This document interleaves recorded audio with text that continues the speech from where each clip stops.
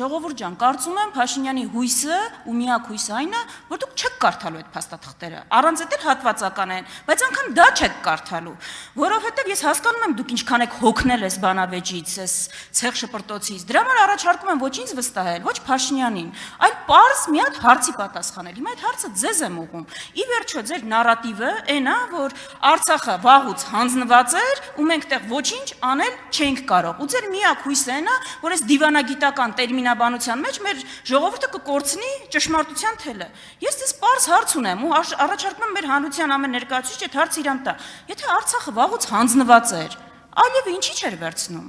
Ոնց ա եղել պայման, ասել է միջև Փաշինյանը չգա, ես չեմ վերցնելու, պիտի անպայման Փաշինյանի ձեռքից վերցնեմ։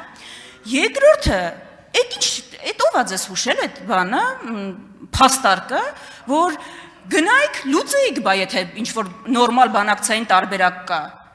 Այսինքն, եթե կոնֆլիկտը չի լուծվել այս ընթացքում, ուրեմն կոնֆլիկտը պիտի լուծել, նենց ոնց որ Ադրբեջանն է պատկերացնում։ Ես դե շնորհավորում եմ, այո, դուք լուծել եք կոնֆլիկտը, լուծել եք նենց, ոնց որ Ադրբեջանն է պատկերացնում։ Ես դες խնդրում եմ ուրիշ կոնֆլիկտների լուծումով մի զբաղվեք, վախենում եմ պատկերացնել հայ-թուրքական կնճիռը ոնց եք լուծում։ Ես ուզում եմ մեր ժողովրդի ուշադրությունը դրա վրա հիմնվել, այսինքն հրավիրել։ Բանը ձեր միակ առաջարկը, այսինքն մենակ լուծենք բրծնենք,